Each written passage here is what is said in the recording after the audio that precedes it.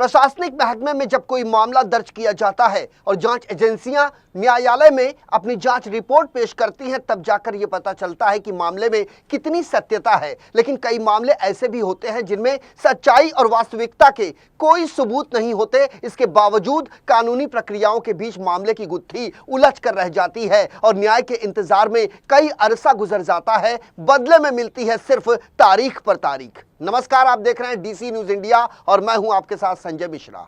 आज का दिन आम आदमी पार्टी के लिए बहुत बड़ा दिन है।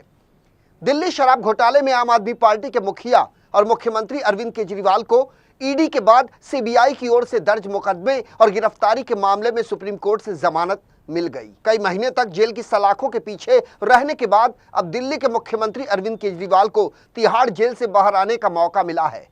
उनके जेल से बाहर आने की सूचना पर अपनी खुशी का इजहार करते हुए अरविंद केजरीवाल की पत्नी सुनीता केजरीवाल ने घर के बाहर लोगों को मिठाइयां बांटी।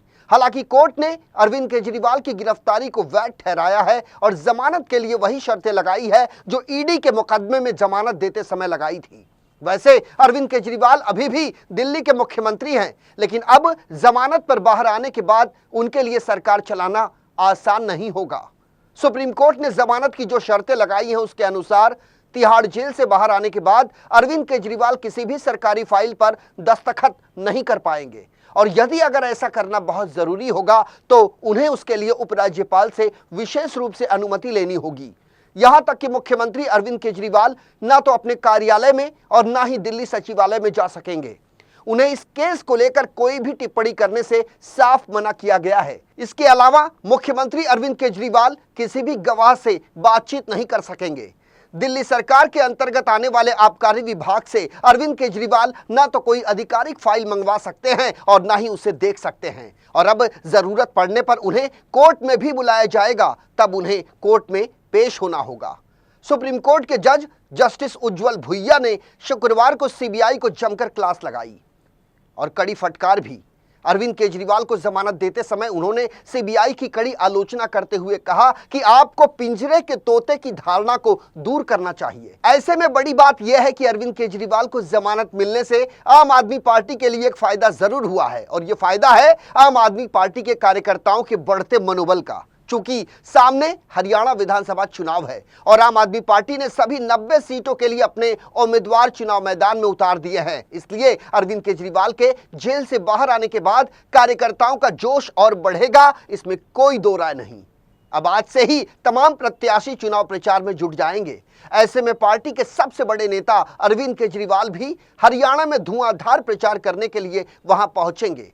कोर्ट से जमानत मिलने के बाद मनीष सिसोदिया ने भी ये बात स्पष्ट कर दी है कि अरविंद केजरीवाल पार्टी के चुनावी तैयारियों और रणनीति बनाने में अब बड़ी भूमिका अदा करेंगे। 2 दिन पहले आम आदमी पार्टी ने चुनाव आयोग को अपने स्टार प्रचारकों की जो सूची सौंपी थी, उसमें भी अरविंद केजरीवाल का नाम पहले की तरह सबसे ऊपर था। पिछले महीने दिल्ली शराब घोटाले में ही तिहाड़ जेल में तकरीबन 1.5 साल से बंद मनीष सिसोदिया को जमानत मिली थी। अब अरविंद केजरीवाल भी जमानत पर जेल से बाहर आ गए हैं। ये आम आदमी पार्टी के लिए एक बड़ी राहत की खबर है। आम आदमी पार्टी में पिछले 6 महीने से जो संकट देखने को मिल रहा था, कई नेता, कई विधायक पार्टी छोड़कर चले गए। केजरीवाल सरकार की कैबिनेट में शामिल रहे मंत्री राजकुमार आनंद और राजेंद्र पाल गौतम ने पार्टी का साथ छोड़कर अलग अलग राजनीतिक दलों के वे सदस्य बन गए हैं। इसके अलावा विधायक करतार सिंह तंवर, 4 निगम पार्षदों ने भी पार्टी छोड़ दी। इस तरह के झटके से संगठन बिखरने के लगातार कयास लगाए जा रहे थे, लेकिन अब अरविंद केजरीवाल के जेल से बाहर आने से पार्टी की दूसरी पंक्तियों के नेताओं ने भी चैन की सांस ले ली। सीएम अरविंद केजरीवाल के जमानत मिलने से पहले ये कयास लगाए जा रहे थे कि दिल्ली सरकार से संबंधित ताबड़तोड़ फैसले केजरीवाल ले सकेंगे। दिल्ली में भी 4 महीने बाद विधानसभा चुनाव होने हैं। सरकारी योजनाओं को समय से पूरा करना वक्त की जरूरत है, लेकिन अब ऐसा नहीं हो पाएगा। चालू वित्त वर्ष के लिए बजट पेश करते हुए विधानसभा में जिस तरह दिल्ली की महिलाओं के लिए प्रति महीने 1000 रुपए की स्कीम लागू करने की बात कही गई थी, ये स्कीम अब तक लागू नहीं हो पाई है।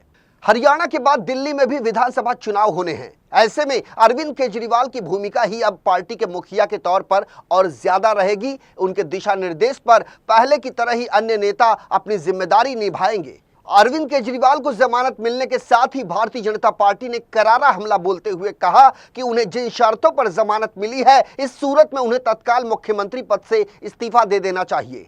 पार्टी के प्रदेश अध्यक्ष वीरेंद्र सचदेवा हो या विधानसभा में नेता विपक्ष विजेंद्र गुप्ता, उन्होंने कहा कि अरविंद केजरीवाल आरोपी हैं और उन्हें सिर्फ जमानत मिली है। दिल्ली में गत कुछ दिनों से राष्ट्रपति शासन लगाने की चर्चा भी चल रही है। दरअसल 30 अगस्त को विधानसभा में नेता विपक्ष विजेंद्र गुप्ता अपने साथी विधायकों के साथ राष्ट्रपति से मुलाकात करने पहुंचे थे।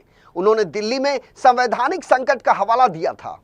भारतीय जनता पार्टी के विधायकों ने राष्ट्रपति को 6 पन्ने का एक ज्ञापन पत्र भी सौंपा था और राष्ट्रपति शासन लागू करने की मांग की थी। बीते दिनों राष्ट्रपति ने उस ज्ञापन को केंद्रीय गृह मंत्रालय के पास विचार करने के लिए भेज दिया। तब से ये कयास लगाए जा रहे हैं कि क्या दिल्ली में राष्ट्रपति शासन लगने वाला है। अब मुख्यमंत्री केजरीवाल के जमानत पर बाहर आने के बाद क्या होगा, इस पर सभी की निगाहें टिकी हुई है। वहीं दूसरी ओर कुल 177 दिनों के बाद अरविंद केजरीवाल के जेल से बाहर आने के बाद भारतीय जनता पार्टी के राष्ट्रीय प्रवक्ता ने कहा कि दिल्ली के मुख्यमंत्री अरविंद केजरीवाल अब जेल से बेल वाले हो गए हैं, लिहाजा उच्चतम न्यायालय के जमानत आदेश के बाद उन्हें तत्काल इस्तीफा दे देना चाहिए। भारतीय जनता पार्टी के मुख्यालय में पत्रकारों को संबोधित करते हुए गौरव भाटिया ने कहा कि जेल वाला सीएम अब बेल वाला हो गया है, क्योंकि 10 लाख रुपए का मुचलका भरकर वो जेल से बाहर निकले हैं। सबसे पहले ये जान लेते हैं कि शराब घोटाला, जिस मामले में अरविंद केजरीवाल की गिरफ्तारी हुई, जिस मामले में आम आदमी पार्टी के कईयों नेता जेल की सलाखों के पीछे गए, वास्तव में ये घोटाला है क्या। कोरोना काल के बीच दिल्ली सरकार ने दिल्ली आबकारी नीति साल 2021-22 लागू की थी। इस शराब नीति के कार्यान्वयन में कथित अनियमितता की शिकायतें आई, जिसके बाद उपराज्यपाल ने सीबीआई जांच की सिफारिश कर दी और इसके साथ ही दिल्ली आबकारी नीति 2021-22 सवालों के घेरे में आ गई। हालांकि नई शराब नीति को बाद में इसे बनाने और इसके कार्यान्वयन में अनियमितताओं के आरोपों के बीच रद्द कर दिया गया। वहीं जांच एजेंसियों ने अदालत में दावा किया कि दिल्ली आबकारी नीति 2021-22 आम आदमी पार्टी के शीर्ष नेताओं द्वारा बनाई गई थी, ताकि लगातार अवैध धन कमाकर उसे अपने पास लाया जा सके। दावा यह भी है कि यह नीति अवैध और आपराधिक गतिविधियों को सुविधाजनक बनाने के लिए जानबूझकर कमियों के साथ बनाई गई थी। इस नीति की वजह से पिछले दरवाजे से गुटबंदी को भी बढ़ावा मिला। इसके साथ ही नीति में 12% का अत्यधिक थोक लाभ मार्जिन और 185% का भारी खुदरा लाभ मार्जिन दिया गया। ऐसा करने से आम आदमी पार्टी के शीर्ष नेताओं को व्यवसायियों से भारी रिश्वत मिली। केंद्रीय जांच एजेंसी ईडी ने हाल ही में अदालत को बताया था कि मुख्यमंत्री अरविंद केजरीवाल इस घोटाले के सरगना हैं। एजेंसी के मुताबिक केजरीवाल ने साउथ ग्रुप से 100 करोड़ रुपए की मांग की थी। वहीं इस पैसे का एक बड़ा हिस्सा, करीब 45 करोड़ रुपए का इस्तेमाल आम आदमी पार्टी ने साल 2022 में हुए गोवा विधानसभा चुनाव में किया था। इसके अलावा मामले की जांच कर रही सीबीआई और ईडी साउथ ग्रुप समेत कई आरोपियों के खिलाफ आरोप पत्र दायर कर चुकी है। जिनके खिलाफ आरोप पत्र दायर किए गए हैं उनमें मुख्यमंत्री अरविंद केजरीवाल, पूर्व उप मुख्यमंत्री मनीष सिसोदिया, तेलंगाना के पूर्व मुख्यमंत्री के चंद्रशेखर राव की बेटी के कविता भी शामिल हैं। कथित शराब नीति मामले में राहत मिलने वाले बड़े आम आदमी पार्टी के नेताओं में सबसे पहला नाम आम आदमी पार्टी के राज्यसभा सांसद संजय सिंह का है। 4 अक्टूबर 2023 को दिल्ली शराब घोटाले में एनफोर्समेंट डायरेक्टरेट ने सांसद संजय सिंह को गिरफ्तार किया था।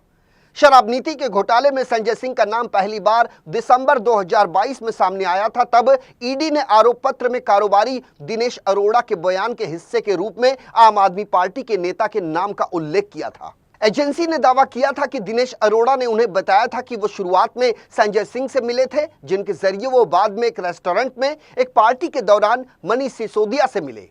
आरोप पत्र में दावा किया गया है कि संजय सिंह के कहने पर दिल्ली विधानसभा चुनाव के लिए पार्टी फंड इकट्ठा करने के लिए मनीष सिसोदिया को पैसे देने की व्यवस्था की गई थी। अरोड़ा के हवाले से शिकायत में यह भी कहा गया था कि उन्होंने मनीष सिसोदिया से 5-6 बार बात की और संजय सिंह के साथ अरविंद केजरीवाल से उनके आवास पर मुलाकात। 10 मार्च 2023 को ईडी ने दिल्ली के पूर्व उप मुख्यमंत्री मनीष सिसोदिया को गिरफ्तार किया था। ईडी से पहले 26 फरवरी 2023 को सीबीआई ने उन्हें गिरफ्तार किया था। दिल्ली शराब घोटाले में सीबीआई और ईडी ने मनीष सिसोदिया को आरोपी बनाया था। सीबीआई ने मनीष सिसोदिया के खिलाफ भ्रष्टाचार निरोधी कानून और ईडी ने मनी लॉन्ड्रिंग कानून के तहत मुकदमा दर्ज किया था। मनीष सिसोदिया पर आरोप है कि दिल्ली में शराब नीति बनाते वक्त धांधली की गई। करीब 17 महीने जेल में बंद रहने के बाद इसी 9 अगस्त को मनीष सिसोदिया को जमानत मिल गई।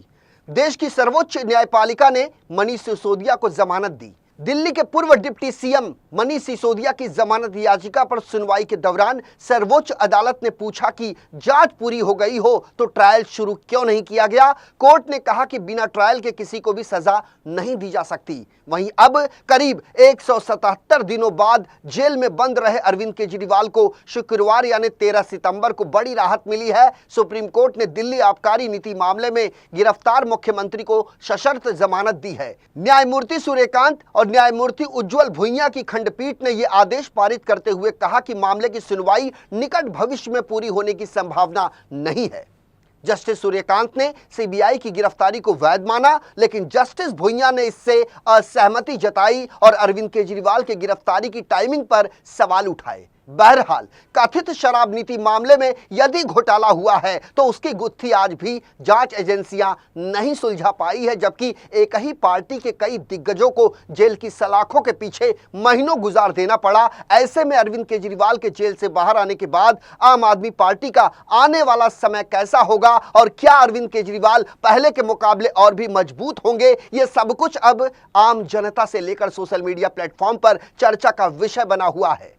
हमारे इस खास पेशकश में मेरे साथ अभी के लिए इतना ही। ताजा तरीन खबरों के लिए देखते रहें डीसी न्यूज इंडिया। पूरी टीम के साथ मुझे आने संजय मिश्रा को दीजिए इजाजत। नमस्कार।